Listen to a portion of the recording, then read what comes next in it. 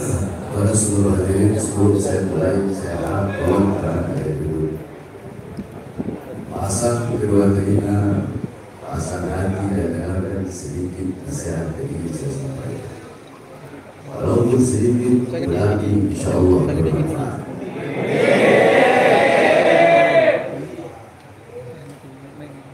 Assalamualaikum warahmatullahi wabarakatuh.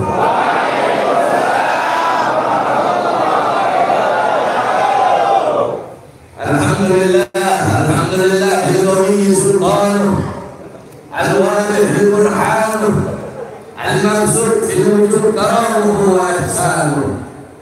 Allahumma salli wa sallim wa barik wa karrim wa alim ala nur al-anwar wa sirr al-asrar wa diryan al-adyan wa miftah bab al-yasar sayyidina wa maulana Muhammad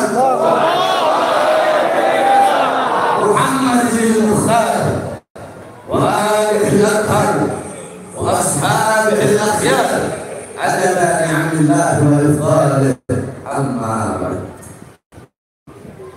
Saya yang semuliakan segenap para alim ulama, para habaib, para tuan-tuan guru, para pemimpin daya, para tokoh masyarakat, segenap aparat pemerintah, wabil khusus sesepuh kita Abi Dawud yang saya cintai dan saya muliakan, segenap pengurus daripada masjid Tengku Dianjung, Masjid Tengku Dianjung atau Masjid Al-Habib Abu Bakar bin Husain bin Fadli.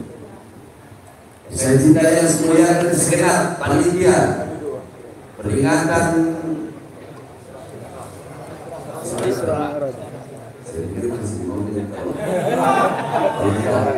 acara maulid ada. Saya di maulid nanti Sya'ban. Peringatan Isra wal Mi'raj baginda Nabi besar Muhammad beserta seluruh hadirin hadirat bapak-bapak ibu-ibu, khususnya para pemuda-pemudi kota Banda Aceh yang selalu dimuliakan oleh Allah Subhanahu wa taala. Saudara-saudara sekalian yang dimuliakan oleh Allah, pada malam hari yang mulia ini kita berkumpul di tempat. Ini tempat menjadi tempat turunnya rahmat, turunnya maghfirah, turunnya hidayah, turunnya inayat, turunnya barakah. Kenapa? Karena dulunya kita di majlis mendapatkan kemuliaan dan keutamaan daripada majlis ilmu, majlis yang merupakan warisan baginda Nabi besar Muhammad sallallahu alaihi wasallam. Beliau tidak mewariskan harta, tidak mewariskan uang, intan, permata, dinar, dirham, tidak mewariskan pangkat, jabatan, kekuasaan, tetapi warisan Nabi Muhammad adalah majlis-majlis ilmu yang didahului pada malam hari ini. Tidak ada tempat di muka bumi yang lebih mulia selain daripada tempat yang digunakan untuk menuntut ilmu. Bukan saya yang berkata, Sayyidina Umar bin Khattab radhiyallahu anhu, beliau mengatakan, Inna Allah lam yahdum fi wajhil ardi turaban afdal min majlisil ilm. Sesungguhnya Allah tidak pernah menciptakan di muka bumi sejengkal tanah yang lebih mulia selain daripada tanah yang digunakan untuk menuntut ilmu Allah Subhanahu wa taala. Sehingga bagi saya, karpet-karpet yang engkau duduki, tikar-tikar yang engkau duduki untuk duduk di majelis ilmu lebih mulia dan lebih agung daripada kursi yang diduduki oleh seorang presiden Sultan Abdul Majid. Jangan pernah engkau menyepelekan majelis-majelis seperti ini, karena kadar kedekatanmu kelak di akhirat dengan baginda Nabi besar Muhammad jarak jauh atau dekatnya engkau dengan Nabi itu menurut kadar kedekatanmu jarak jauh dekatnya engkau di dunia dengan majelis-majelis seperti ini. Karena majelis seperti inilah warisan Nabi Muhammad.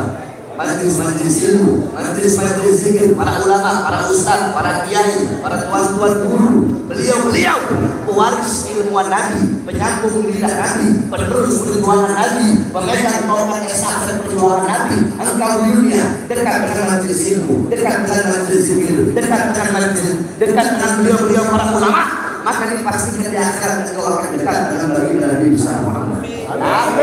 Tapi kalau di dunia engkau jauh dari majelis ilmu, jauh dari ulama, jauh dari para ustaz, jauh dari para tuan-tuan guru, dipastikan di akhirat engkau akan jauh daripada baginda Nabi Muhammad sallallahu alaihi wasallam.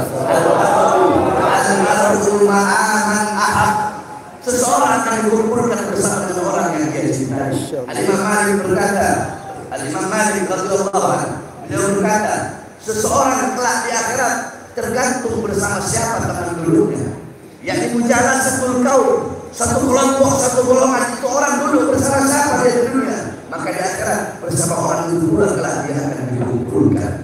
Saudara-saudara sekalian yang dimuliakan oleh Allah, kita duduk malam-malam hari yang mulia untuk mengenang satu peristiwa yang mulia, satu peristiwa yang agung, satu kejadian yang luar biasa, satu peristiwa yang dimana peristiwa itu adalah perjumpaan seorang hamba dengan Tuhannya, perjumpaan kekasih dengan kekasihnya, perjumpaan hamba yang mulia dengan yang maha mulia, perjumpaan hamba yang agung dengan yang maha agung, perjumpaan hamba yang luhur dengan yang maha luhur, yaitu perjumpaan Nabi Muhammad dengan Allah Subhanahu wa ta'ala yang kita kenal dengan kejadian Isra wal Mi'raj. Saudara-saudara, saya tidak akan panjang lebar menjelaskan Isra Mi'raj, sebab kalau saya jelaskan Isra Mi'raj itu biasanya kami selama bulan Rajab 1 bulan itu kami ngaji pasaran. Jadi kami ngaji pasaran, pesantren-pesantren salaf itu ada di sekitar kami. Kami menghatamkan kitab Hasyiah Dardir. Hasyiah Dardir itu matanya adalah Qissatul Mi'raj, karena ada menyebutkan ada itu. Jadi kemudian dengan sama kitab Tauqus Siraj fi Fadli Rajab wa Qissah Mi'raj, karena Sayyid Muhammad setiap bulan Rajab kami menghatamkan 2 kitab tadi dan menghatamkan kitab Sahih Bukhari. Itu adalah kami. Dan selalu kalau setiap masuk bulan Rajab pasti kami menceritakan, kami membaca kitab dan mengajarkan kepada santri-santri kami. Jadi kalau saya mau ceritakan Isra Mi'raj 1 bulan penuh nggak bakal selesai, nggak bakal habis. Maka intinya saja, saudara-saudara, para ulama-ulama terdahulu, beliau-beliau banyak sekali mengarang kitab-kitab yang menjelaskan tentang Isra Mi'raj. Sebab saya setiap ngomong, saya setiap berceramah, saya setiap dakwah pasti ada marojih. Marojih itu referensinya agar kita tidak tersesat di dalam berpikir atau di dalam memaknai daripada Isra wal Mi'raj. Saya sebutkan kitab-kitab yang engkau pelajari kitab-kitab tersebut, maka engkau akan mendapatkan pemahaman tentang Isra wal Mi'raj bagi Nabi Muhammad. Banyak ulama-ulama yang mengarang kitab Isra wal Mi'raj. Ada kitab namanya An-Nurul Wahhaj. An-Nurul Wahhaj fi Qissah Isra wal Mi'raj. Itu kitab karangan Imam Ali Zainal Abidin bin Muhammad Al-Hadi Al-Barzanji, kakeknya pengarang Maulid Barzanji. Disyarahkan pada cucunya, diberi nama kitab Tajul Ijtihad ala Nurul Wahhaj, yang dimana dikarang oleh Sayyid Imam Ja'far Al-Barzanji. Kemudian ada kitab As-Siraj Al-Wahhaj fi Hadail Mi'raj, karangan Imam Abu Ishaq Muhammad bin Ibrahim An-Nu'mani Asy-Syafi'i. Ada kitab lagi namanya Al-Mi'raj, karangan Imam Abdul Karim Al-Qushairi, Imam Qushairi. Ada lagi kitab Ar-Risalah bil Mi'raj, karangan Imam Abdul Hasan Ali bin Muhammad Al-Lakhmi. Kemudian ada kitab Ayatul Kubra fi Syarh Shatir Isra, itu kitab karangan Imam As-Suyuti. Ada kitab Al-Ayah Az-Zahimah Al-Bakhirah fil Mi'raj Sayyid Ahmad Dunya wal Akhirah, karangan daripada Imam Al-Hafidh Syamsuddin Muhammad bin Yusuf Asy-Syami Al-Dimashqi. Satu lagi kalau masalah kitab beliau judulnya Ayatul Bayyinat, Al-Ayatul Bayyinat fil Mi'raj Sayyid Abdul Wassamawat. Kemudian ada kitab Qissatul Mi'raj karangan daripada As-Sayyid Usman Syaqq. Kemudian ada kitab Afdhalul Manhaj fi Isbat Isra wal Mi'raj karangan daripada Imam Syekh Abdullah Mustafa Al-Maraghi. Kemudian kitab Tauqus Sirat yang tadi saya sebutkan, karangan Syekh Muhammad Ali Al-Qurbi. Kemudian kitab Minhajus Syami, Mukhtasar Mi'rajus Syami, karangan daripada Imam Syekh Yusuf bin Ismail An-Nabhani. Kemudian ada kitab Hulal Ad-Dibaj Al-Matruzah fil Isra wal Mi'raj, karangan daripada Imam Ahmad bin Muhammad Ar-Rahwani Al-Tarwani. Kemudian kitab Nailul Munah wal Ghaya As-Sa'ul fil Mi'raj Nabiyil Mukhtar Ar-Rasul, karangan daripada Imam Muhammad Ibn Ja'far Al-Kattani. Kemudian kitab Al-Mi'raj An-Nawawiyah, karangan daripada Imam Al-Syekh Hasan Al-Syati. Kemudian ada lagi kitab Yawaqid Taj Al-Wahhaj fil Isra wal Mi'raj, karangan Imam Muhammad Al-Baqir Al-Kattani. Kemudian ada kitab Al-Isra wal Mi'raj Mu'jizatul Kubra li Sayyidil Anbiya, karangan Imam Syekh Nafi' Al-Jauhari. Kemudian ada kitab karangan guru kami, Imam besar kami, Imam besar Ahlus Sunnah wal Jamaah, Abuya As-Sayyid Al-Habib Muhammad bin Ali Al-Maliki Al-Hasani. Beliau adalah Imam besar Ahlus Sunnah wal Jamaah. Beliau mengarang kitab Isra Mi'raj. Salah satu kitab karangan beliau Al-Anwar Al-Bahiyah fil Mi'raj Khairul Bariyah. Kitab-kitab yang saya sebutkan tadi, engkau membaca, maka engkau akan mendapatkan pemahaman. Sebab kenapa? Man arada, ingat kaidah ini. Saya ajarkan kepada kalian. Man arada taqadduma fa'alaihi bi kutubil mutaqaddimin.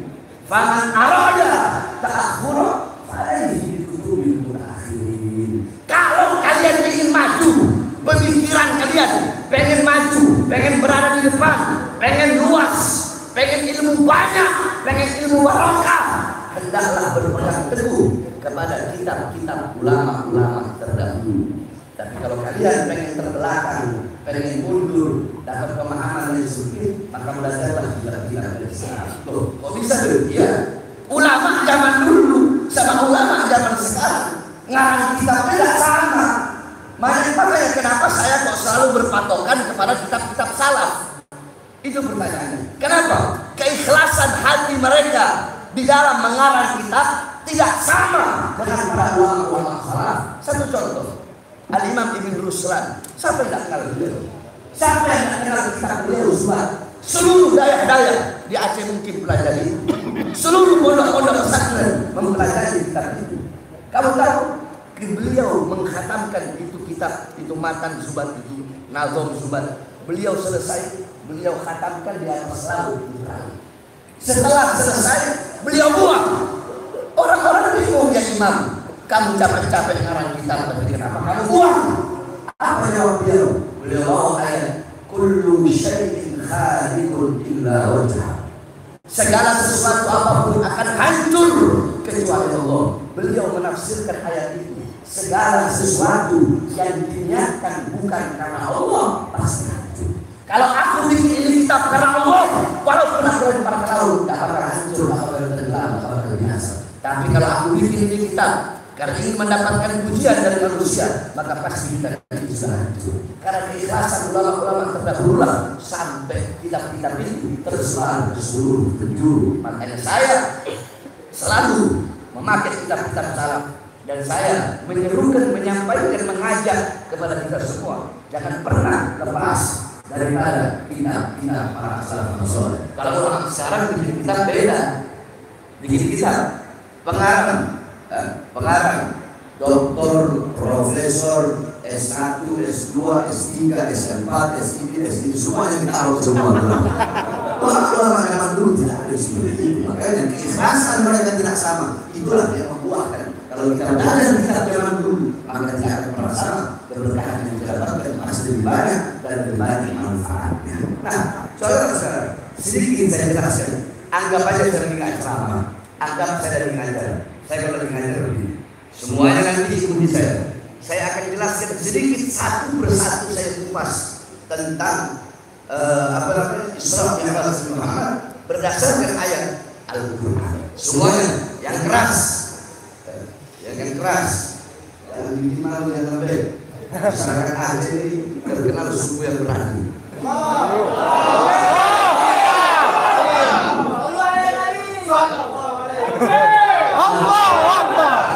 Aceh nggak bisa dikuasai Belanda, nggak bisa dikuasai Jepang. Makanya orang Aceh itu berani. Makanya jangan lembek. Kalau lembek keluar.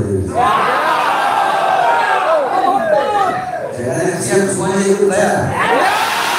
Siap yang keras. Siap ngaji. Ngaji dulu. Ngaji dulu. Yang penting ngaji dan ilmu baru nanti saya. Kalian udah paham lah. Paham? Siap ngaji. Bismillahirrahmanirrahim. Subhanalladzi asra bi'abdihi lailan ilal masjidil haram ilal masjidil aqsa. Pertama saya bahas subhana.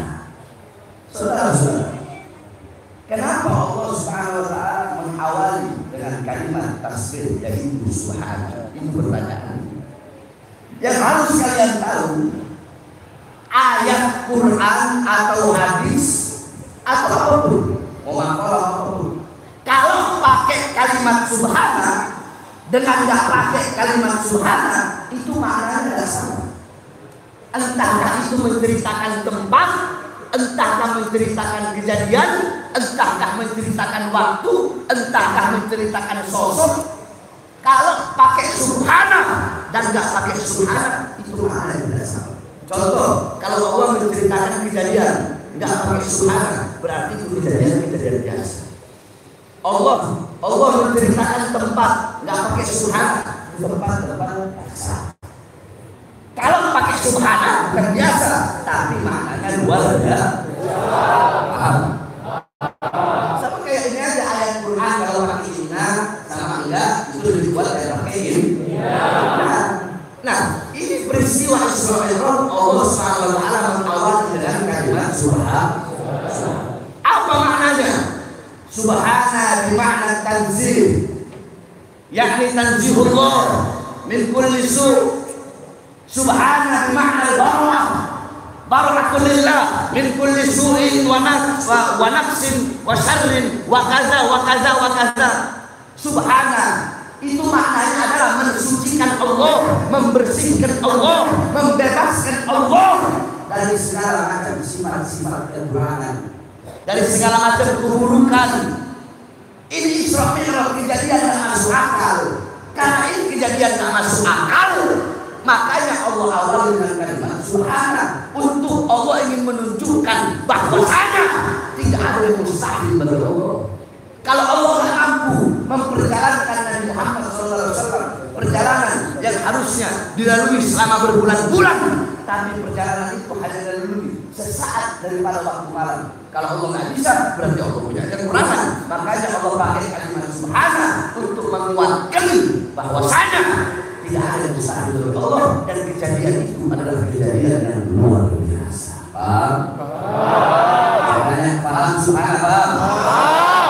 Lanjut, subhanalladzi asra, maha suci zat yang memperjalankan. Ada fi'il, ada fa'il, ada maf'ul. Nah, asra memperjalankan. Kalau ada, saya tanya, coba jawab ya. Kalau ada yang mempermainkan, berarti ada yang dipermainkan. Kalau ada yang mempertontonkan, berarti ada yang dipertontonkan. Fa'il maf'ul gampang, daya-daya dan masuk dan belajar. Nah, di sini asra memperjalankan. Siapa yang memperjalankan? Jawab. Siapa yang memperjalankan? Siapa yang memperjalankan? Kalau ada yang memperjalankan, yaitu Allah, berarti ada yang diperjalankan. Jawab, siapa yang diperjalankan? Siapa yang diperjalankan? Nah, ini maknanya apa? Berarti Isra Mi'raj itu keinginannya Nabi Muhammad, tapi keinginan Allah, kemauan Allah. Nabi Muhammad nggak jalan sendiri, nggak, tapi Allah yang memperjalankan Nabi Muhammad. Kenapa saudara-saudara? Karena pada tahun tersebut adalah Abul Hazan, tahun kesedihan bagi Nabi Muhammad. Karena di tahun yang sama, paman yang beliau cintai yaitu Abu Thalib, paman yang beliau cintai Abu Thalib, dan istri yang beliau cintai Sayyidatina Khadijatul Kubra wafat di tahun yang sama, sehingga tahun tersebut dinamakan tahun kesedihan. Allah ingin menggembirakan hati kekasihnya, menghibur kekasihnya, menyenangkan kekasihnya. Karena Allah tahu dan Muhammad sedang bersedih, makanya Allah berjalankan dengan perjalanan Isra wal Mi'raj. Lanjut, subhanalladzi asra bi'abdihi. Bi'abdihi, ya, Allah memakai makna abd. Allah nggak sebut Nabi Muhammad, tapi Allah sebut abd. Satu makna takrim, satu maknanya takriman wa tasyrifan wa ta'liman lin Nabi sallallahu alaihi wasallam. Maknanya abd di sini yang pertama, Allah memuliakan, mengagungkan dan menghormati baginda Nabi Muhammad dengan sebuah hamba-Nya. Yang kedua, al-abd di situ bimakna jasad wal ruh. Nabi Muhammad Isra Mi'raj dengan jasad dan juga ruh. Sebab ulama berbeda pendapat.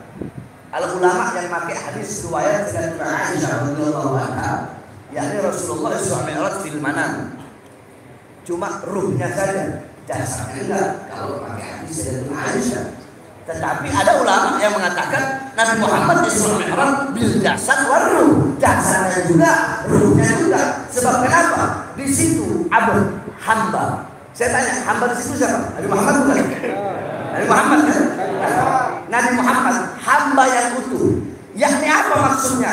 Yakni ra'a bi'adatil 'ain, sami'a bi'adatil 'udhun, yamshi ma sya'a yamshi bi'adatil rijlain, syaqa bi'adatil qalb. Hamba yang utuh itu adalah hamba yang melihat pakai alat mata, mendengar pakai alat telinga, berbicara pakai alat lidah, menyentuh pakai alat tangan, merasa pakai alat hati, berjalan pakai alat kaki. Makanya disebut hamba, jasad dan ruh. Kalau jasad dan ruh berarti kan melihat pakai mata. Kalau cuma ruh saja, nggak mungkin di situ pakai abad. Tetapi subhanalladzi asra bi ruhi. Sebaliknya, kalau cuma jasad saja tanpa ruh, maka itu mayat. Subhanalladzi asra bi mayyit. Tetapi di situ dipakai abad. Apa maknanya abad? Al-abad hamba yang utuh dengan jasad dan juga ruh, langsung yakotan, dalam keadaan sadar, dalam keadaan terjaga. Ra'a azizul wahab bila tidak. Nabi Muhammad berjumpa langsung dengan Allah tanpa ada sedikit pun penghalang. Sampai-sampai para ulama itu berdebat. Tahu apa debatnya? Siapa yang lebih mulia? Apakah Rasulullah? Apakah sendalnya Rasulullah, sendalnya Rasulullah, atau lebih mulia malaikat Jibril? Malaikat Jibril tidak pernah berjumpa langsung dengan Allah. Tetapi Nabi Muhammad sendalnya berjumpa dengan Allah. Kenapa sendal itu menjadi mulia? Padahal sendal itu hanya kulit biasa. Sendal itu hanya kulit biasa. Sendal itu menjadi mulia karena menempel pada sesuatu yang mulia dari kaki baginda dan bisa.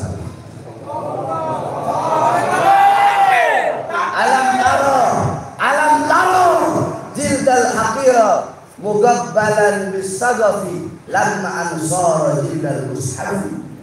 Tidak pernahkah kalian mendengar, tidak pernahkah kalian melihat kulit-kulit yang tidak berharga? Kulit itu dicium oleh mulut-mulut ketika kulit itu menjadi sabit bulu daripada ayat suci Al-Quran. Saudara-saudara, saya kasih perumpamaan kepada kalian. Saya punya kambing. Ini kambing saya potong. Kulitnya saya ambil. Kulitnya saya belah dua begini. Kulitnya sama nggak? Jawab, kulitnya sama nggak?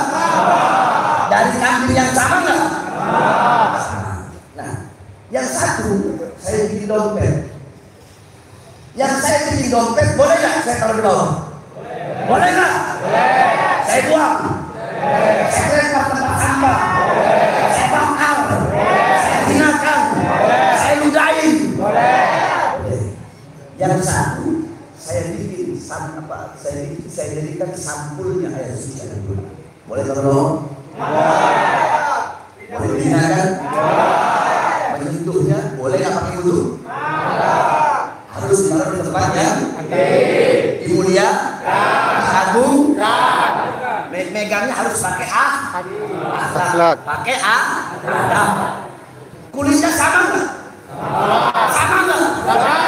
Terus kenapa perlakuannya berbeda? Kenapa yang satu menjadi begitu mulia? Karena yang satu menyatu dengan sesuatu yang mulia. Apa? Al-Quran. Nah, saya dan kalian, kita ibarat kulit yang tidak berharga, kulit yang tidak bernilai.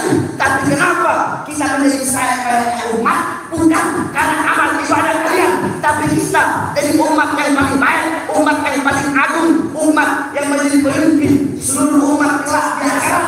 Kenapa? Karena kita adalah umat baginda Nabi besar Muhammad. Kita jadi mulia karena Nabi Muhammad. Sebagaimana kulit tadi menjadi mulia karena menyatu dengan ayat suci Al-Quran. Paham? Jadi Jibril tidak bisa berjumpa langsung dengan Allah SWT. Loh, logikanya gimana? Sebanyak orang-orang sekarang ini juga, mereka itu takdimul akal ala nakal. Tahu artinya? Banyak orang-orang yang lebih mendahulukan akal daripada iman. Banyak yang lebih mendahulukan akal daripada iman. Soalnya orang tidak bisa pakai akal. Tidak bisa pakai akal. Itu orang-orang yang takdimul akal ala nakal, itu orang-orang yang ikutin iblis. Loh, bisa ya? Itu manhaj iblis. Iblis lebih mendahulukan akal daripada perintah Allah. Allah suruh sujud, tapi iblis nggak mau. Kenapa? Karena menurut akalnya iblis, ya Allah, saya mau ciptakan dari api yang hebat, api yang membara-bara. Ada yang diciptakan dari tanah tempat diinjak-injak. Saya lebih dulu kau ciptakan, saya lebih dulu banyak, saya lebih banyak ibadahnya, saya lebih banyak sujudnya selama 1000 tahun, saya pemimpin malaikat. Adam siapa? Kok saya harus ini? Kalau menurut akal memang benar sih. Tapi karena iblis lebih mendahulukan akalnya sehingga tidak mau sujud kepada Adam, Allah iblis, Allah kudus Kan'an, putra Nabi Allah Nuh. Menurut akalnya, kalau saya naik ke atas gunung yang tinggi itu, gak mungkin banjir itu sampai ke gunung. Tapi kalau saya naik kapal bapak saya, Nabi Nuh, bisa saja kapal itu terguling. Benar, masuk akal. Akhirnya apa? Kan'an celaka. Jadi terkadang saudara, kita harus mendahulukan iman daripada mendahulukan akal. Tapi yang apa? Saya kasih contoh yang masuk akal. Kok bisa Jibril tidak bisa berjumpa dengan Allah, tapi Nabi Muhammad bisa berjumpa dengan Allah? Saya kasih perumpamaan biar kalian paham. Matahari, tahu matahari? Andaikan bumi sampai ke matahari, hancur nggak? Hancur nggak? Planet ada nggak bisa sampai ke matahari? Nggak bisa, nggak ada yang bisa sampai ke matahari. Yang bisa sampai apa? Ketika matahari terbit, dia mengeluarkan cahaya. Ketika dia mau terbenam, cahayanya kembalian kepada matahari. Jadi yang bisa sampai kepada matahari adalah bagian dari cahaya matahari itu sendiri. Jibril Allah ciptakan dari cahaya, tapi Jibril bukan bagian dari cahaya Allah. Sedangkan Nabi Muhammad Allah ciptakan dari cahaya, dan Nabi Muhammad adalah bagian dari cahaya Allah. Sehingga yang bisa kembali berjumpa langsung dengan Allah hanyalah bagian dari cahaya sendiri, yaitu bagian dari besar Muhammad. Apa dalilnya? Dalilnya An-Jabir bin Abdullah Al-Ansari radhiyallahu anhu ya Rasulullah, ya di wa ummi asbi li amal syai'an Allah ta'ala qarana Jabir inna Allah khalaqa al-asya nura nabiyyika Muhammadin sallallahu alaihi wasallam min nurih. Makhluk pertama yang Allah ciptakan adalah cahaya Nabi besar Muhammad yang Allah ciptakan dari cahaya Allah Subhanahu wa taala. Jadi Nabi Muhammad Isra Mi'raj dengan jasad dan juga ruh.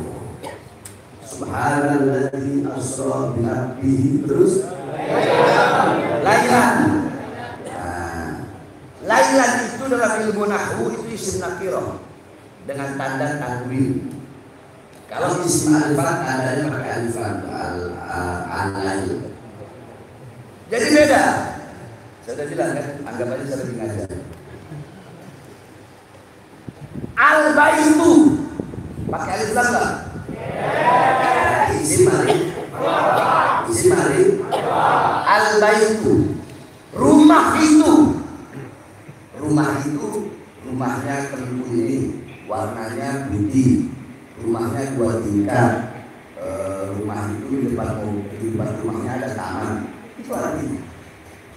Jadi jelas. Tapi kalau baitun isim apa? Baitun rumah di sana. Warna apa rumah itu? Tingkat apa? Enggak tahu, enggak jelas. Nah, di sini kenapa pakai laki-laki? Ada maknanya. Dimakan taklim dan isra. Maknanya adalah penyedikitan daripada waktu 1 malam. Jadi kalau pakai alif lam jelas Nabi Muhammad Isra Malam itu. Tapi karena di situ isim nakirah itu membuktikan, mengartikan bahwasanya Nabi Muhammad Isra Mi'raj bukan 1 malam itu. Tidak ada yang tahu. Bisa jadi 1 jam, bisa jadi 1 menit, bisa jadi 1 detik. Wallahu a'lam. Karena di situ pakai isim lagi. Paham? Kalian kadang-kadang takut ini. Saya kemarin dibujuk sama Habib Haji. Kalian tuh bujuknya udah kayak istri bujuk suami. Ayo kalau saya anak saya bisa digantung sama anak orang. Karena saya baru selesai ceramah dari Bali, Lombok. Tapi ya karena masyarakat saya juga udah lama nggak ke Aceh. Paling kali tahun kemarin bilang saya kalau Belanda kan baru kali di Belanda. Alhamdulillah senang saya bisa berada di Belanda. Terus besok pagi saya pengen jalan-jalan ke Sabang. Sebab katanya Sabang lebih indah dari Belanda.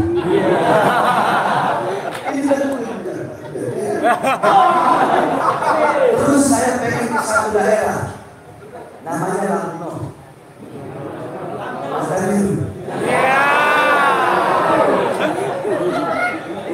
Loh iya, saya mau cari istri yang mata biru. Biar di Aceh ada bahar-bahar istri yang dengan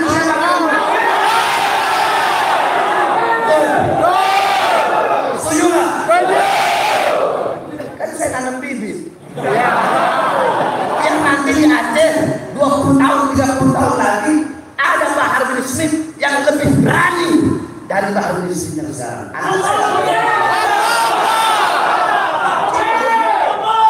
Bagaimana temen-temennya, tuan-tuan gurunya nak mau cari kerja. Kalau itu kan saya cari sendiri aja. Dia semua pergi ke Lampung, kan? Wah, jangan seperti itu. Pergi berenang, pulang bertujuh. Sampai mana tadi? Baiklah, lanjut. Kita ngaji. Minal masjid, dari Masjidil Haram. Kamu tahu Masjidil Haram memiliki keutamaan dan kemuliaan yang tidak dimiliki oleh masjid-masjid yang lain. Dalam satu hadis Rasulullah, qala Rasul salatu di masjid hada afdal min alfi salatin fima siwa illa Masjidil Haram. Salatun fi Masjidil Haram afdal min mi'ati alfi salatin fima siwahu. Apa kata Rasulullah SAW? Salat di masjid ini, yaitu Masjid Nabawi, lebih utama, lebih mulia daripada 1000 kali sholat dibandingkan masjid yang lain. Jadi perumpamaannya, kalau kalian sholat di masjid ini 1 maghrib sama seperti 1000 maghrib di Masjid Nabawi. Kecuali Masjidil Haram. Sholat di Masjidil Haram, sholat di Masjidil Haram afdal min mi'ati alfi sholati fi masjid. Sholat di Masjidil Haram lebih mulia, lebih utama, lebih agung daripada 100.000 kali sholat dibandingkan masjid yang lain. Jadi kalau kalian sholat maghrib sekali di masjid ini sama seperti 100.000 kali sholat di Masjidil Haram. Minal Masjidil Haram ya Allah perjalankan dari Masjidil Haram ke Masjidil Aqsa. Al-Aqsa, saudara-saudara. Aqsa adalah tanah kelahiran para nabi. Aqsa adalah tanah kelahiran para rasul. Aqsa yang dimana Rasulullah bersabda, la tushaddu rihal illa ila hadha masjid, masjid hada wa masjidil haram wa masjidil aqsa. Tidak ada bepergian yang lebih utama selain pergi ke tiga masjid. Kalian mau pergi ke masjid manapun, tempat ibadah manapun, tidak ada yang mau menghubungi tiga tempat ini. Masjid Nabawi, Masjidil Haram, dan Masjidil Aqsa. Al-Aqsa disebut oleh Rasulullah SAW. Al-Aqsa tempat lahirnya para nabi, tempat lahirnya para rasul. Al-Aqsa tempat mi'raj Nabi Muhammad SAW. Al-Aqsa lambang kemuliaan. Al-Aqsa lambang kesucian. Al-Aqsa simbol kesucian. Al-Aqsa simbol perjuangan. Al-Aqsa bukan hanya milik umat Islam Palestina saja, tapi Al-Aqsa adalah milik seluruh umat Islam. Tapi saya, saudara-saudara, coba kita lihat apa yang terjadi pada Al-Aqsa sekarang. Al-Aqsa dikuasai oleh penjajah Israel. Rahmatullah, saudara-saudara sekalian yang dimuliakan oleh Allah Subhanahu wa taala. Kalau ada orang yang hatinya merasa biasa-biasa saja dengan penjajahan-penjajahan yang dilakukan oleh Israel terhadap rakyat masyarakat Palestina, maka itu orang yang pantas disuruh umat Nabi Muhammad SAW. Mau dia ustadz, mau dia kiai, mau dia habib, bagi saya kalau kiai, habib biasa-biasa saja dengan apa yang terjadi di Palestina. Itu ustadz bangsa, kiai bangsa, habib bangsa. Bukanlah Rasulullah SAW bersabda, masalul mu'min masalul jasad, fi tawajjuhihim wa ta'atufihim wa tarahumihim masalul jasad. Idza ishtaka min hubul dadaa, sayyidul jasad itu sahatul ummah. Perumpamaan orang mukmin dalam saling tolong-menolong, dalam masih, dalam menyayangi, dalam saling peduli, bagaikan satu jasad. Kalau ada sebagian anggota tubuh yang merasakan sakit, maka seluruh anggota tubuhnya pun akan merasakan sakit. Saya tanya, kalian kalau sakit gigi, cuma gigi yang sakit? Enggak ya?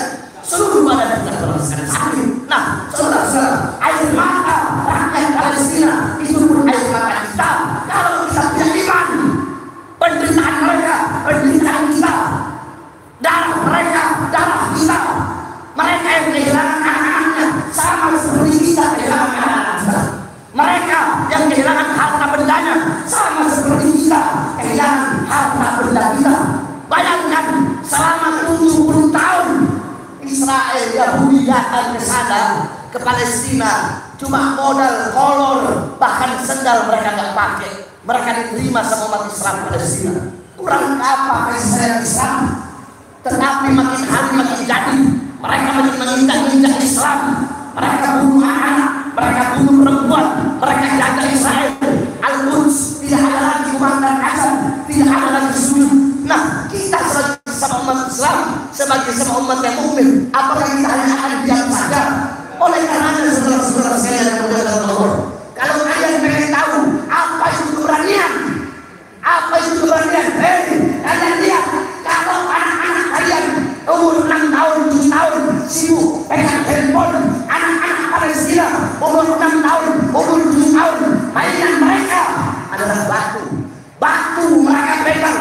Siapa lawan mereka? Lawan mereka tank Israel. Lawan mereka sergadu sekali Israel dengan senjata lengkap. Cuma lawan satu anak kecil, dua modalnya. Satu, batu di tangan kanannya. Dua, adalah semangat yang kuat untuk memerdekakan Palestina dan Al-Aqsa. Dan yang ketiga, modalnya adalah teriakan Allah.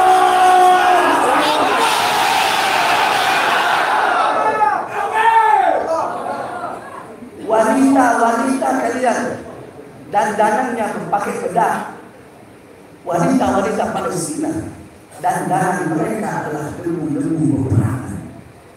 Bahkan perempuan-perempuan Palestina kalau tidur pakai jilbab, Masya Allah, dari saya lewat sepanjang jalan semua yang pakai jilbab. Saya nggak ada lihat orang Banda. Saya lihat kalau dia mengatakan pakai segini semua. Saya lewat tadi dari homestay sampai sini, saya nggak lihat perempuan yang nggak pakai jilbab. Ada kafe dulu, kafe kopi apa itu tadi saya lihat. Pada depan saya lihat sampai saya bilang subhanallah, semuanya gitu pakai jilbab semua, nggak ada yang pakai jilbab. Nah, saudara-saudara, tapi kalau kalian tidur kan kalian lepas jilbab. Wanita Palestina mereka tidur pakai jilbab. Ditanya kenapa kalian tidur pakai jilbab? Apa jawabannya? Kami takut kalau sesuatu di rumah kami dibom, terus kami tidak pakai jilbab, kami mati dalam keadaan sehingga bajingan penjajah Israel bisa melihat sebelah walaupun daripada rambut.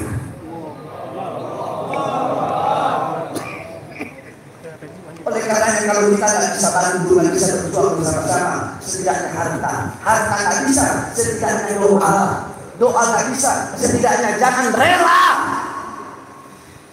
Saya lihat Ustadz Kiai hadir, segitu banyaknya, ada puluhan ribu di Indonesia, cuma bisa dihitung pakai jari yang bahas Palestina. Betul? Makanya kenapa kemarin waktu kejadian di tempat saya itu lawan Manguni Makasiau itu, ya, ketika perang itu, maka keluarin bendera Israel, mereka ambulan. Di dalam ambulan itu ada anak kecil, ada perempuan-perempuan, mereka serang. Dari pihak kami cuma satu yang masuk rumah sakit. Dari pihak mereka ada yang mati, saudara. Kita perang, kita berjuang di sini. Nah, kenapa? Karena aksi bela Palestina, saudara. Itu di sana yang dimana Muslim kami adalah minoritas. Sekarang saya bertanya masyarakat Aceh yang mayoritas Muslim, tanah Islam di Mekah, banyak para ulama dan daya. Berapa kali bikin aksi bela Palestina? Ada? Ada yang bikin? Berapa kali? Berapa kali? Ada? Semua partai bikin? Alhamdulillah.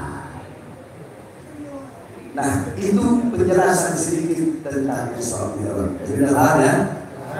Paham ya? Subhanallah asra ila al-masjidil haram ila al-masjidil haram. Nah, untuk apa Allah undang Nabi Muhammad? Untuk menerima satu perintah yang mulia, satu perintah yang agung, satu perintah yang suci. Apa itu? Ketika Allah memerintahkan perintah-perintah yang lain, cukup melalui Quran. Allah perintahkan puasa, haji, sedekah, zakat, cukup melalui Quran. Tapi ketika Allah memerintahkan perintah yang satu ini, tidak cukup lewat Quran. Allah undang Nabi untuk langsung menerima perintah tersebut karena begitu penting dan utamanya perintah itu. Apa itu? Perintah itu adalah sholat. Maka jaga kau punya sholat, perhatikan kau punya sholat. As-sholatu ra'sul ibadah, wa mukhul ibadah, wa imamul ibadah. Sholat itu adalah otaknya ibadah, kepalanya ibadah, pemimpinnya ibadah. Semua amal ibadah kalian mengikuti sholat. Kalau sholat kalian bagus, baik, sempurna, seluruh amal ibadah kalian bakal bagus, baik dan sempurna. Tapi kalau sholat kalian rusak, maka seluruh amal ibadah kalian akan rusak. Idza taghayyara ar-ru'us, taghayyara al-maqus. Kalau pemimpin rusak, maka yang dipimpin akan rusak. Sedangkan pemimpinnya ibadah itu adalah sholat. Jangan betul-betul sholat. Saya nggak bisa dari sholat awal waktu, sholat tengah waktu. Saya nggak bisa sholat tengah waktu, sholat akhir waktu. Saya nggak bisa sholat di masjid, sholat di rumah. Saya nggak bisa sholat, saya sakit nggak bisa sholat berdiri, sholat dulu. Saya nggak bisa sholat dulu, sholat dulu. Yang penting jangan tinggalkan sholat. Tapi subhanallah Aceh luar biasa. Maghrib semua tutup, warung, toko apa semua tutup. Itu menjadi tanda, menjadi bukti bahwasanya apa-apa yang ditinggalkan oleh ulama-ulama Aceh terdahulu masih berada di dalam ruh kalian para pemuda-pemudi dan masyarakat. Terus gimana kalau kalian pernah meninggalkan sholat? Kalau kalian pernah meninggalkan sholat, tidak ada alasan untuk tidak mengkodok sholat. Wajib kalian kodok kalian punya sholat. Jangankan kita sebenarnya. Ada satu cerita. Mungkin ini cerita kalian belum pernah dengar. Simak ayat-ayat. Di Mekah ada namanya Al-Habib Abdul Qadir bin Ahmad As-Segalaf wali wudu. Beliau punya abah Habib Ahmad As-Segalaf. Satu waktu beliau sholat subuh. Ketika beliau sholat subuh, tasyahud terakhir babak kedua sebelum salam, tiba-tiba beliau fana. Tahu fana? Langsung lupa segala-galanya. Saking nikmatnya, saking khusyuknya berhadapan dengan Allah. Lupa. Jadi tetap dalam posisi sholat ini. Sejam, 2 jam, 3 jam, sehari, 2 hari, 10 hari, sampai 40 hari. 40 hari berlalu, baru beliau sadar. Assalamualaikum warahmatullahi. Assalamualaikum warahmatullahi. Beliau lihat matahari muncul. Beliau bilang ke anaknya, wahai Abdul Qadir, apakah telah masuk waktu duha? Jadi beliau pikir kelewatan itu beberapa jam. Apa kata anaknya? Abah, bukan hanya masuk waktu duha, dan disunat 40 hari. Astagfirullah. Beliau nangis dan beliau kodok sholat yang tertinggal selama 40 hari. Padahal tertinggalnya saking khusyuk dan nikmatnya berhadapan dengan Allah ketika sholat subuh. Bagaimana dengan kita yang meninggalkan sholat karena urusan-urusan perut, pekerjaan, pangkat, jabatan, uang, harta dan kekuasaan? Oleh karenanya jaga betul-betul engkau guna sholat. Yang terakhir saudara, bagi saya lebih penting untuk saya bahas. Terserah, mau ada yang terima, enggak terima. Nanti kalau selesai saksi ada yang terima, katakan di ruang saya. Langsung ada pada saya dan menang. Saudara-saudara, ini sebentar lagi, beberapa hari lagi kita akan memilih presiden.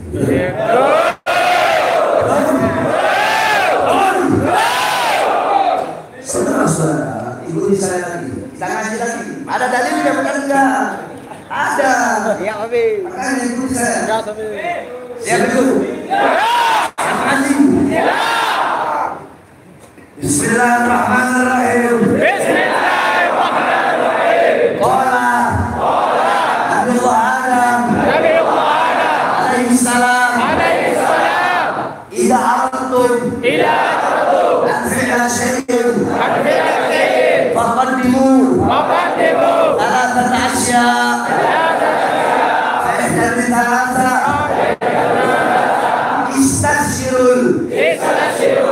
استشيروا أخيار Nabi Adam alaihissalam berkata, wahai manusia, jikalau kalian ingin melakukan apapun, perbuatan apapun, pilihan apapun, maka sebelum melakukan itu, lakukan 3 perkara. Salah satu dari 3 perkara itu, hendaklah kalian bermusyawarah dengan orang-orang soleh dan para ulama. Minta pendapat ulama, minta nasihat ulama, minta pandangan ulama, karena aku minta nasihat malaikat dalam memakan buah kurni. Pasti malaikat akan memberikan pendapat untuk jangan aku memakan buah kurni tersebut. Sayangnya dulu aku meminta nasihat dan pendapat dari para malaikat. Nah, di sini berarti Nabi Adam mengajarkan kepada kita di dalam mau melakukan hal apapun, perbuatan apapun, sebelum melakukan itu ada 3. Saya bahas satu. Nanti kalau datang lagi boleh saya bahas. Ada 3. Salah satunya hendaknya bermusyawarah.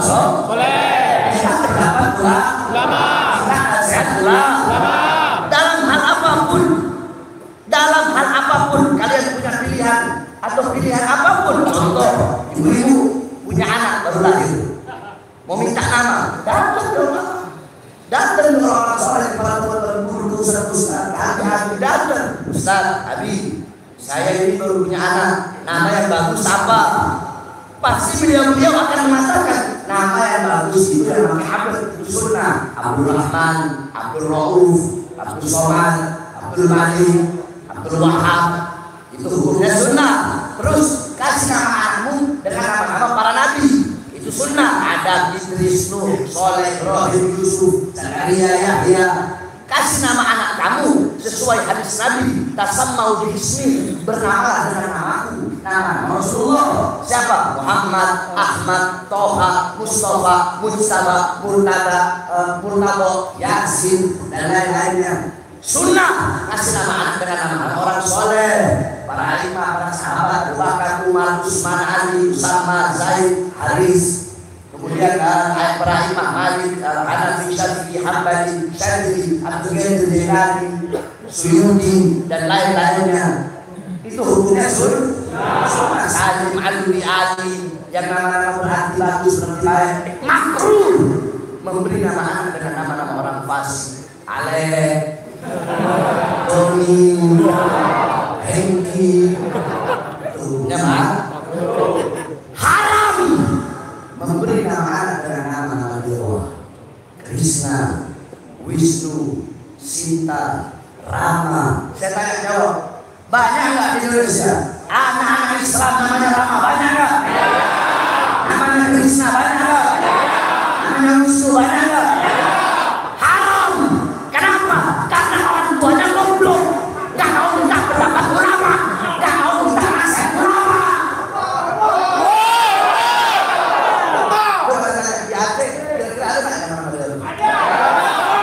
Bilang nggak ada. Ada di mana? Ada. Selalu minta nasihat ulama, selalu minta pendapat ulama. Itu dalam hal milih nama, minta nasihat ulama, hal kecil. Apalagi dalam memilih pemimpin, apalagi dalam memilih presiden, minta nasihat dan pendapat dari ulama agar kalian tidak tersesat. Sebab kenapa? Saudara-saudara, ingat kata-kata saya. Suara-suara kalian besok pada hari pencoblosan, suara-suara kalian yang menentukan nasib bangsa ke depan. Suara-suara kalian yang menentukan makmur atau jaya atau tidaknya atau sengsaranya Indonesia ke depan. Suara-suara kalian yang menentukan apakah Indonesia akan dapat pemimpin yang baik atau pemimpin yang buruk, pemimpin yang adil atau pemimpin yang zalim. Suara-suara kalian yang menentukan besok ke depan Indonesia akan jadi negara yang kuat atau negara yang lemah. Indonesia akan jadi negara yang tegak berdiri sendiri atau negara yang selalu mengemis dan hutang kepada negara-negara lain. Suara kalian yang akan menentukan. Maka jangan sampai kalian salah dalam memilih presiden. Jangan sampai kalian memilih capres-capres yang menjadi pengkhianat bangsa. Saudara-saudara, jangan kalian pilih capres yang pengkhianat, yang tak setia, yang tak amanah. Kalau ulama saja dikhianati, bagaimana dengan bangsa dan rakyat? Saudara-saudara,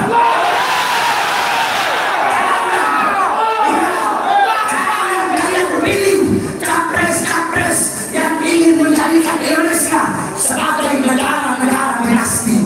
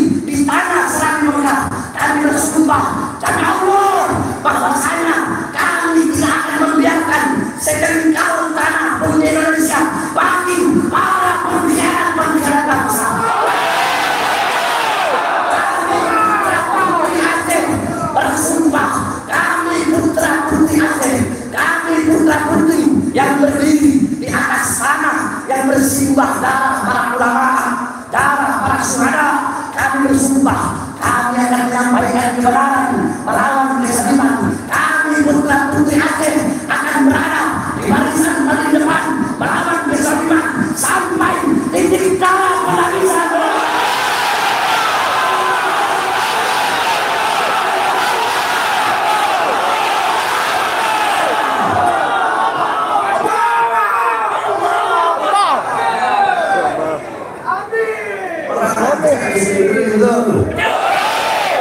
Orang Aceh nggak bisa disuap betul, nggak bisa disogok betul. Sekalipun ada ya paling 1, 2, 3 orang.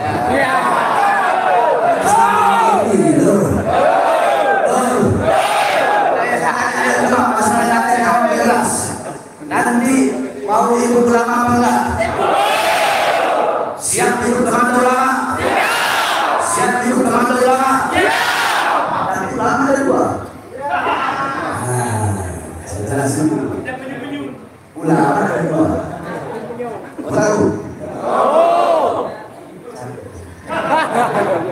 Saya punya visi itu dalam kayak dulu. Saya ceramah dari umur 14 tahun. Umur saya sudah 38 tahun. Muda, masih muda. Berapa puluh tahun? Saya di Indonesia semua melihat visi saya tidak sebuah dulu. Nah, jadi saya ngomong apa dulu saya? Selama otak saya ini lampau.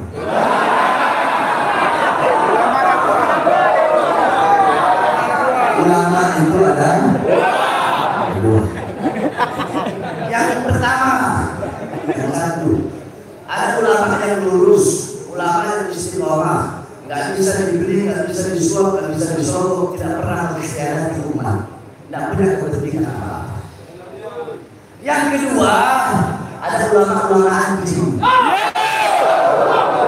ustaz-ustaz anjing, kiai-kiai anjing, habib anjing.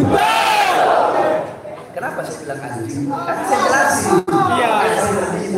Saya setiap mengatakan sesuatu itu saya ada. Saudara-saudara, kamu tahu anjing seperti apa? Sedia kan? Siapa? Bahkan kalau kamu punya anjing, kamu kasih makan anjing kamu. Itu anjing tahu nggak kamu sekarang? Tahu nggak kamu tuannya? Dia bakal tinggalkan kamu? Kebanyakan dia bakal tinggalkan kamu? Suatu saat kamu nggak ada makanan, itu anjing dari makan buat kamu. Itu anjing. Nah, ada ulama, Allah kasih anugerah. Apa? Ilmu. Allah kasih anugerah, karunia, hadiah ilmu, amanah dari Allah. Tapi alimun alladzi yaj'alu ilmahu tabi'an li ra'yil muluk. Ulama ustaz kiai habib yang di mana ilmu mereka jadikan untuk mengikuti kemauan para penguasa. Penguasa mau yang halal jadi haram. Coba ustaz kiai habib, ini gimana caranya halal jadi haram? Mereka bakal cari-cari dalil bagaimana caranya yang halal jadi haram. Coba ustaz kiai habib, ini halal nih, coba bikin halal dong. Mereka akan mencari-cari dalil bagaimana caranya yang halal disebut menjadi halal. Nah, saudara-saudara, saya tanya, mereka khianat nggak sama Allah? Khianat nggak sama Allah? Khianat nggak? Nanti ulama apa? Anjing, lebih anjing dari anjing. Anjing itu dia berarti lebih anjing dari anjing. Bukan babi, lebih mulia bangkai babi dari ulama seperti itu. Bukan babi dan bangkai dan mulia. Sekarang sudah ada dari mana? Turun sampai anjing. Turun sampai anjing. Saya masyarakat Aceh. Jawab semua keras. Waktu tsunami hari ini tidak ada Aceh. Ribuan askar FPI baju juga ada. Tenaga angkat timaya betul. Bantu selapor semua orang-orang di sini Habis mengisi perang Serang di Aceh? Habis mengisi perang Serang di Aceh? Bahar mengisi perang meninggalkan umat? Bahar mengisi perang Serang di Aceh? Mengisi perang meninggalkan umat Aceh? Nah, saudara-saudara, kemarin dari 6 bulan yang lalu saya sudah ceramah di Indonesia untuk menyerukan kepada umat rakyat dan masyarakat untuk memilih presiden dari hasil ijtima ulama. Sebenarnya ulama yang hadir di ijtima kemarin ada juga dari Aceh hadir. Saya tanya siapa yang hadir dari Aceh kemarin? Ada nggak? Tengku Zahir hadir. Jawab ya. Tengku Zahir dibayar sama capres. Tidak. Dibayar sama panitia. Beli tiket sendiri. Tidak. Beli tiket sendiri. Bayar hotel. Tidak.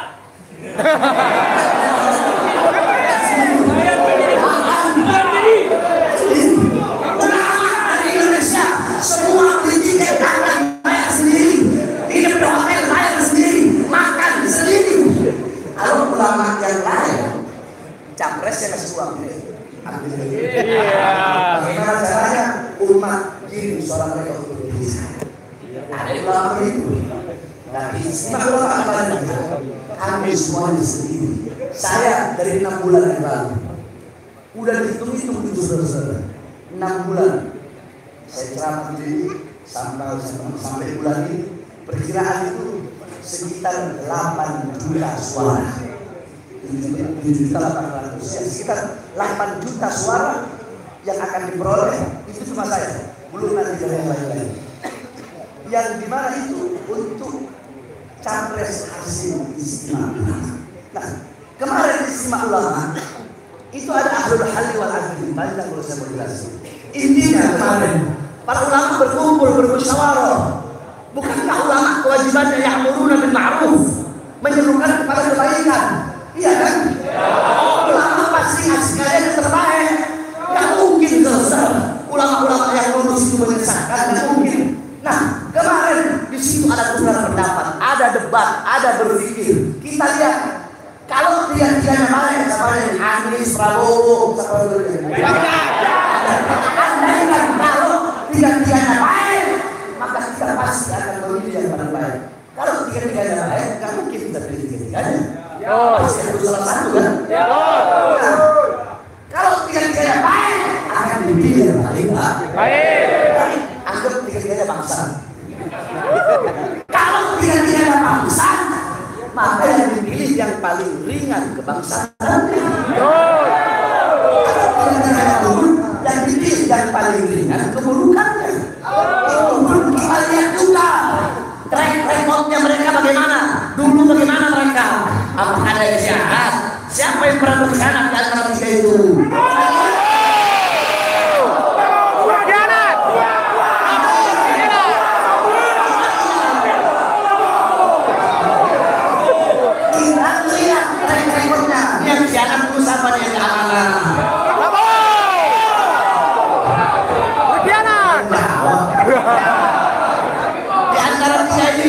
Ada nggak yang pernah korupsi? Kita lihat semua itu. Partai-partai pendukungnya seperti apa? Kita lihat semua, bukan enggak.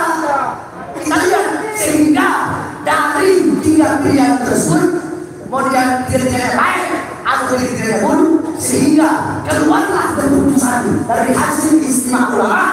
Kami menyerukan, mengajak umat, masyarakat dan rakyat untuk memilih dan memenangkan Anies Baswedan.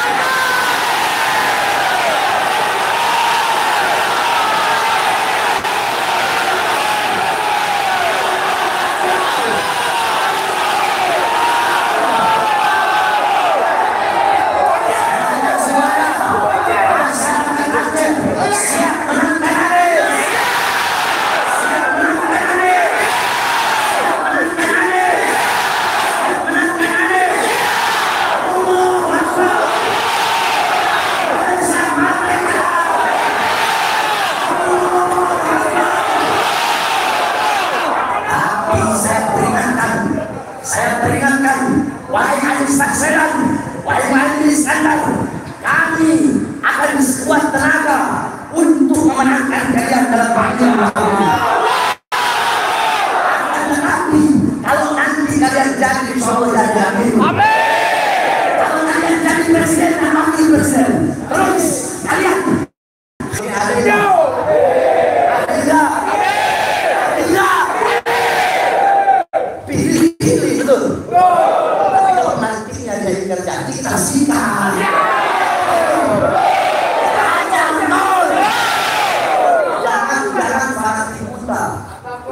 Fanatik buta itu pintar ngomong, tutup mata, tutup telinga. Iya.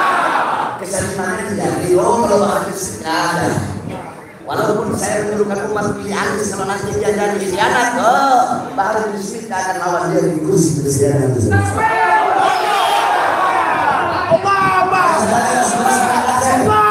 Siap untuk komando lama? Siap.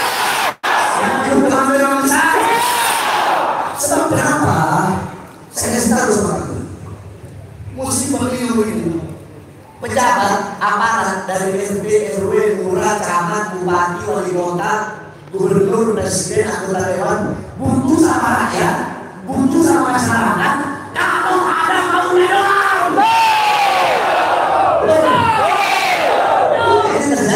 Betul. Oh, Apa? istri-istrinya capres pakai jilbab. Mak Banteng pakai jilbab.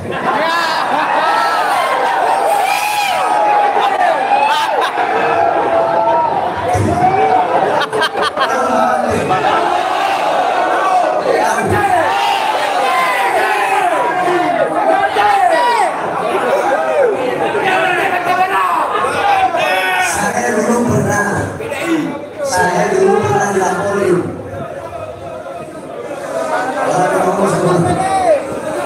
Ada yang ngomong saya pulang. Saya dulu pernah dilaporin sama Hasto. Dilaporkan masalah apa? Katanya saya ditolak di Sultan Mahalan. Akhirnya saya dipanggil sampai saya berkain. Diperiksa sama polisi. Duduk saya begini. Kata polisinya, apakah benar Habib menyebut Ibu Megawati yang disebutkan Pak Banteng? Oh, benar sekali. Saya jawab, benar sekali. Kenapa Habib? Saya akan juga Pak ya. Tulis sekarang. Mak Banteng itu lakop. Lakop itu gelar. Setiap lakop pasti ada nisbat. Satu contoh, Abu Nawas, tahu? Abu Nawas itu lakop gelar, bukan nama, bukan nama. Nisbatnya penyadarannya apa? Karena dia Abu Nawas itu bapaknya kerah baju. Karena dia kalau pakai kerah, kalau pakai baju, kerah itu lebih panjang dari kepalanya. Makanya dinamain bapaknya kerah. Ada di Aceh, Syekh Abdul Rauf As-Singkiri. As-Singkiri itu lakop. Itulah nisbatnya penyadaran apa? Karena dia berasal dari daerah Syekh Yasin Al-Fadani. Al-Fadani itu lakop karena beliau berasal dari Syekh Abdul Somad Al-Palembani. Kenapa? Karena Al-Palembani itu lakop. Nisbatnya karena beliau berasal dari. Nah, sekarang saya tanya sama Bapak, Megawati itu ketua umum apa? Jawab. Ketua umum apa? PDI namanya apa? Saya bilang, karena PDI namanya. Makanya saya panggil Mak Banteng. Kalau PDI namanya hanya, saya panggil namanya.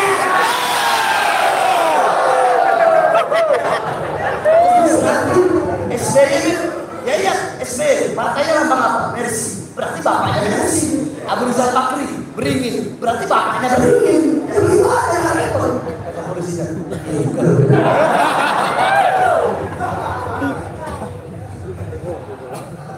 Capres-capres, kalau mau pemilu, tiba-tiba jadi santri.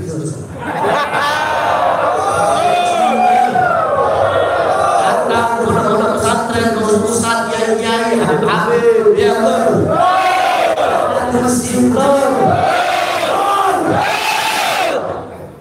ada yang diminta keluar dulu. Ada aja banyak. Presiden, anggota dewan, gubernur, wali kota sampai bawah. Saya berjanji, kalau saya jadi, saya tidak akan makan gaji saya. Banyak. Saya sampaikan kepada mereka yang sudah begitu. Bangsa, biarlah, majian, iya, kalian tidak akan gaji kalian. Gaji presiden berapa? Gaji anggota dewan berapa? Gaji gubernur berapa?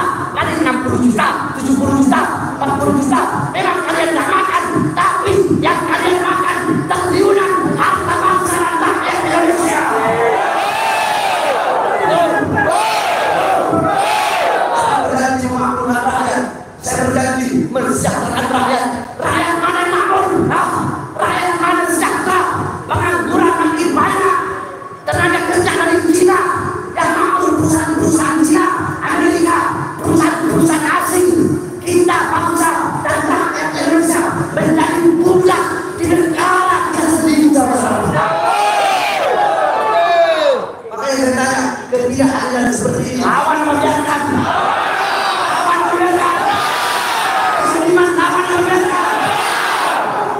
Kalian jangan mentang-mentang punya pangkat jabatan, presiden, kapolri, para menteri-menteri, panglima TNI, anggota dewan, para gubernur, polisi, tentara, para wali kota, camat, bupati, dan semua.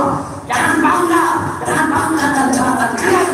Kalian jangan seenak-enaknya kepada bangsa, kepada rakyat, seenak-enaknya kepada rakyat. Rakyat masyarakat sipil, kalian tolongkan senjata, serahkan senjata kalian berasal dari keringat dan darah rakyat. Kalau tolongkan senjata itu mau bisa tolongkan senjata. Polisi, kalau ada polisi tolongkan senjata ke masyarakat sipil yang nggak bersalah, itu namanya polisi goblok. Jangan jangan mentang-mentang kalian tidak pangkat jabatan, jangan. Ini Indonesia bukan punya nenek moyang kalian, betul? Indonesia bukan milik presiden, betul? Indonesia bukan milik Kapolri, bukan milik Panglima TNI, bukan milik partai manapun, bukan milik PDI, bukan milik PKS, bukan milik Demokrat, bukan milik PKB, bukan milik Nasdem, bukan milik apa lagi?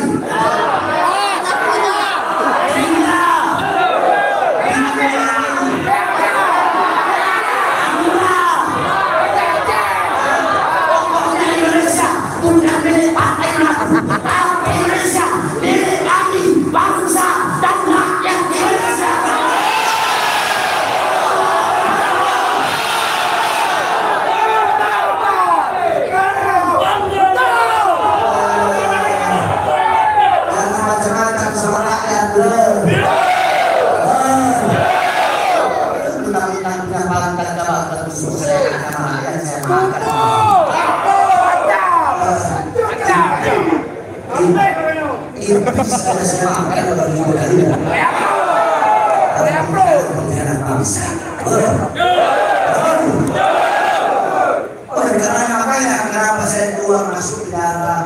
Karena itulah saya menyampaikan benar. Suara yang saya wakilkan dan saya tegakkan keadilan. Saudara-saudara, saya 11 kali masuk penjara, 11 kali keluar masuk penjara. Untuk apa? Untuk membela rakyat, bela bangsa, bela negara, menegakkan keadilan melawan kezaliman. Sampai kalian tahu, saya baru bebas 1 hari dari lapas Pondok Rangon. Saya bebas siang, malam saya ceramah. Ketika malam saya ceramah, besoknya saya langsung dibawa ke Nusa Kambangan, penjara paling maksimum, paling tinggi, paling ketat di Indonesia, berada di laut, di borgol tanah. Dari borgol tanah nyambung ke perut, dari borgol perut itu nyambung sampai ke hati. Saya pikir seperti tidak bisa. Kalau kalian lihat punya ini dulu dari borgol seperti ini,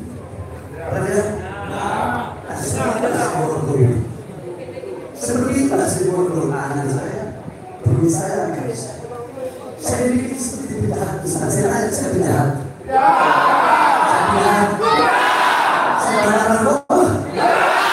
Saya balik uang rakyat. Saya merugikan negara. Kalian mau tahu gara-gara apa saya diperlakukan seperti itu? Gara-gara apa? Gara-gara ceramah saya. Apa isi ceramahnya? Waktu itu lagi PSBB, saudara-saudara. Lagi PSBB. Ketika itu saya keluar penjara, saya nggak pakai mikir, langsung saya bela rakyat. Saya bilang, wahai presiden, wahai para pejabat, rakyat kalian turun dalam rumah, tapi kalian tidak berikan kebutuhan pokoknya. Itu ceramah yang bikin saya masuk lagi. Saya tanya, itu ceramah yang katakan provokasi, itu provokasi. Provokasi. Provokasi itu pembelaan. Apa itu? provokasi dulu.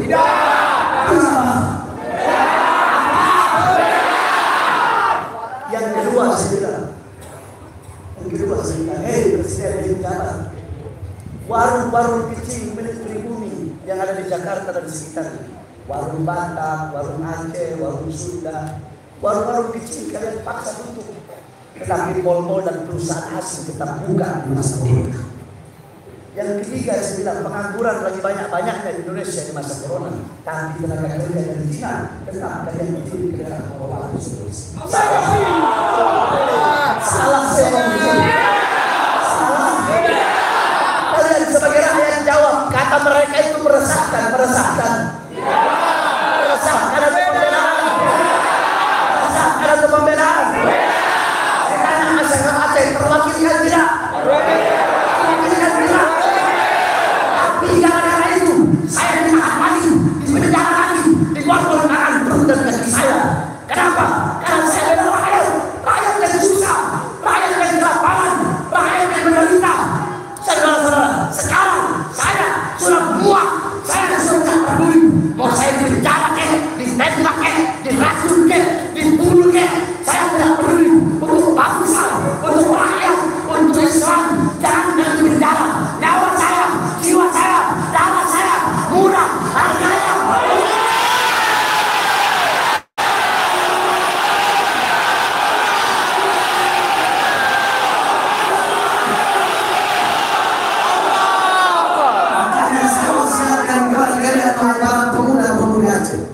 Saya tidak tahu kapan saya mati. Bisa saja saya diracun, saya ditembak, saya dibunuh. Berjanji kalian, kalau nanti saya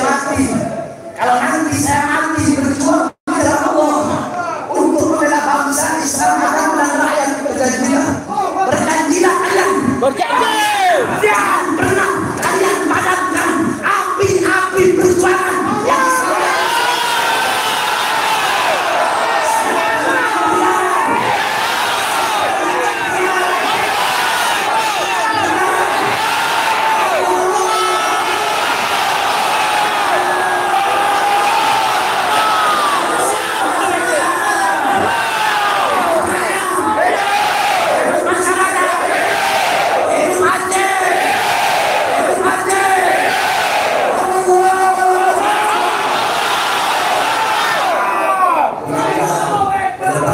Insya Allah berikan pemimpin yang baik. Pemimpin yang adil. Yang bisa mensejahterakan rakyat. Pemimpin yang bisa membawa Indonesia menjadi negara. Negara yang dihormati dan disegani negara-negara. Jangan kita bergantung sama China dan Amerika. Jangan kita bergantung sama China dan Amerika. Membiarkan negara Cina, negara Amerika yang tunduk dan bergantung kepada Indonesia.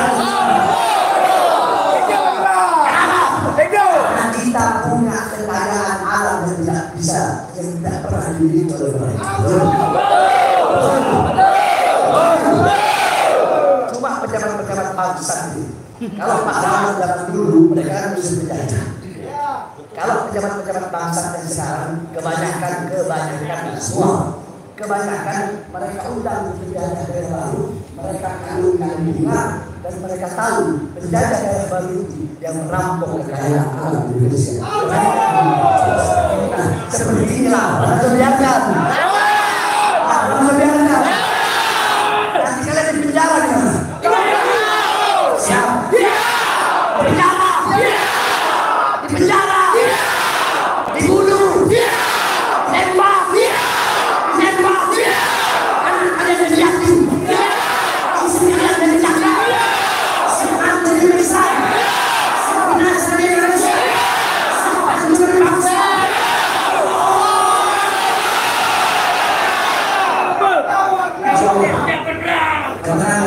Akan memberikan kepada kita.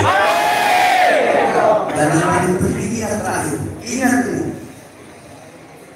kita, kalian yang pilih 01 atau ada yang pilih 02, 03, itu pilihan masing-masing. Karena Indonesia negara demokrasi.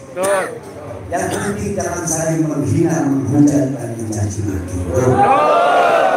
Yang musuh tiganya, yang musuh dunia, kalian yang musuh saya. Amin. Jangan menghina, jangan mencaci, dan jangan saling memaki. Apa senjata hasil? Yang penting nanti pemilu jangan curang. Kalau pemilu curang, yang mau bukan dia, rencong yang bicara. Kalau pemilu curang, rencong yang bicara.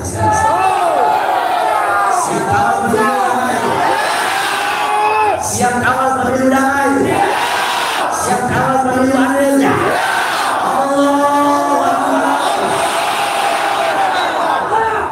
Terakhir sebelum saya tutup, terus lanjut sampai subuh. Saya tidak penyakit jantung makanya kardiopati itu apa kita bercanda. Jadi biasanya langsung saya rasanya karena waktu disebutkan insyaallah. Amin. Allah ini berkali kali. Amin. Amin. Amin. Amin. Semua tahun depan kita amin. Amin.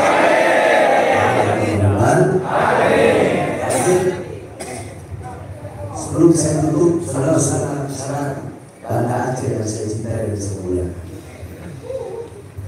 Ketahuilah, saya punya pondok pesantren itu gratis.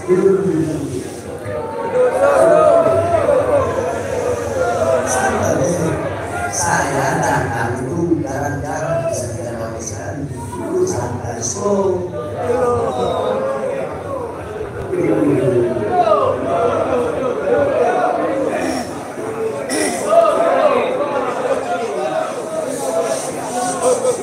Diam.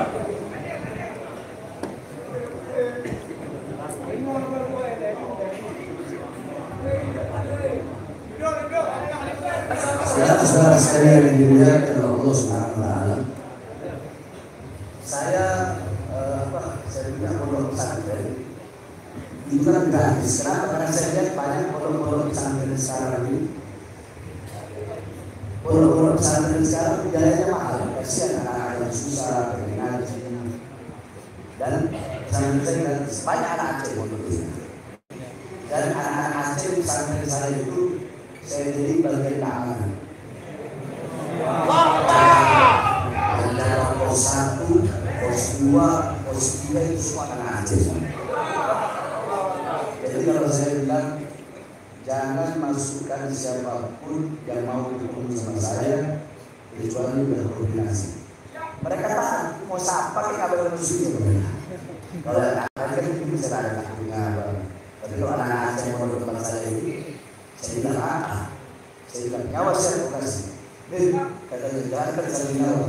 Andaikan belum seribu nyawa belum kasih.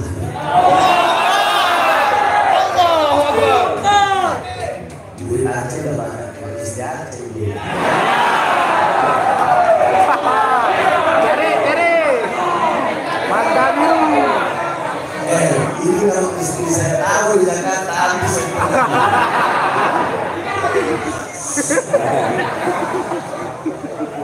Jadi dalam pesantren saya gratis dan saya haramkan pesantren saya itu ikhtiar kehadiran saya pribadi saya ini untuk tidak mau menerima haram jalan sebagai orang tua yang Allah. Makanya saya bebas mau ngomong apa aja. Ada kan Ustaz jadi Abi, Tuan Guru, Tengku itu pejabat kan benar ada siapa kan itu belum gak enak belum kemarin kan bisa kasih uang 100 juta buat ayah belum ada nggak yang dulu ada ya banyak apa nah saya ceritakan apa agar apabila suatu saat pejabat itu melakukan kezaliman maka tidak ada dalam hati saya rasa apapun yang bisa melebur di sana. Makanya pada kesempatan ini saya harapkan semua yang hadir untuk bisa mengeluarkan harta dari jalan Allah. Siapa orang orang Aceh kalau beli makanan 50 kopi berapa? Morbe.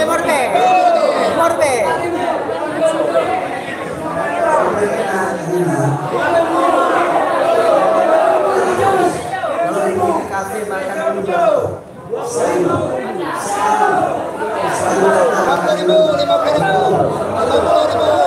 100 lah. Sepakat 100 ya. Itu bakal hilang. Itu makanan minuman yang kau makan hilang kan? Binasa kan? Hancur kan? Kau rela mengeluarkan 100.000 untuk yang hancur dan binasa. Kenapa kau tidak rela mengeluarkan 100.000 untuk yang kekal abadi di jalan Allah? Coba kau pikir. Buat makan tadi enak makan dari gulai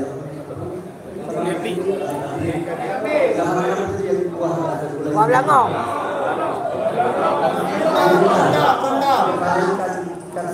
Itulah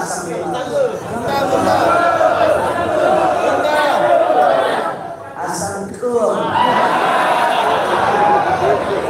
Untuk itu aja kalian rela mengorbankan 100 masa buat masyarakat. Sambil kita menyanyikan Rasulullah. Nanti dia menjelaskan kalau dalam sholat sampai belakang. Jangan cuma jamaah. Ada kurang gurunya. Dia katanya kurang guru bersolat di sini tapi beliau punya abah, punya ayah besar, beliau juga. Kemudian semuanya kurang guru datang terus. Jangan hanya jamaah, kurang gurunya juga ada semuanya. Jangan jamaah kurang gurunya ada. Kalau jadi kurang gurunya semua berkelas. Apa? Jamaah ini ikut lebih belum siap? Nah, yang punya HP sekarang ada HP-nya kita bersolawat sambil menyanyikan prajurit pembela Rasul. Jangan sampai tersilakan beliau semuanya. Dan semangat ada kepada. Ada apa? Nah, coba hati jadi. Akan bersiap. Duduk dan ada berdiri. Coba pergi ada berdiri bersolat. Semuanya prajurit pembela Rasulullah.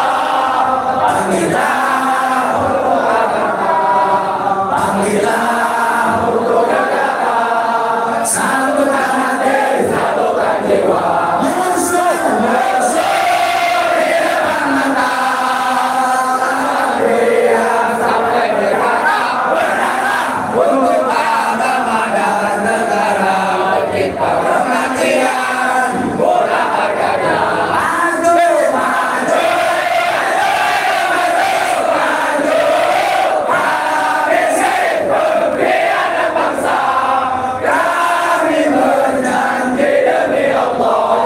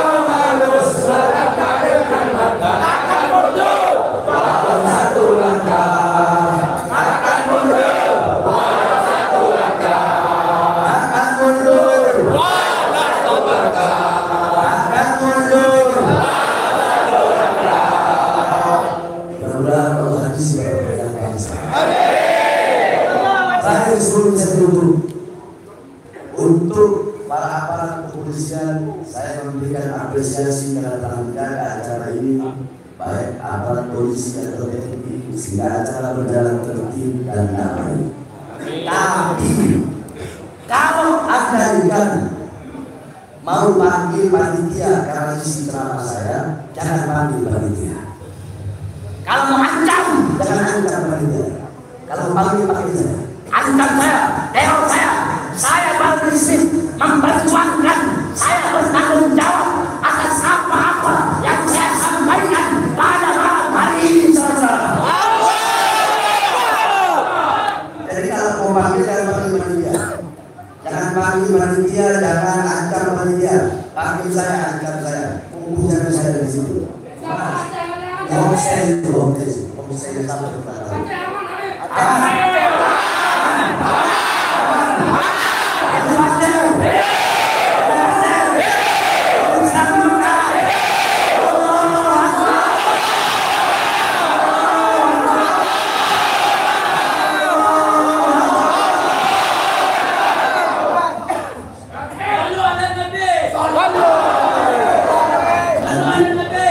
Allahumma salli ala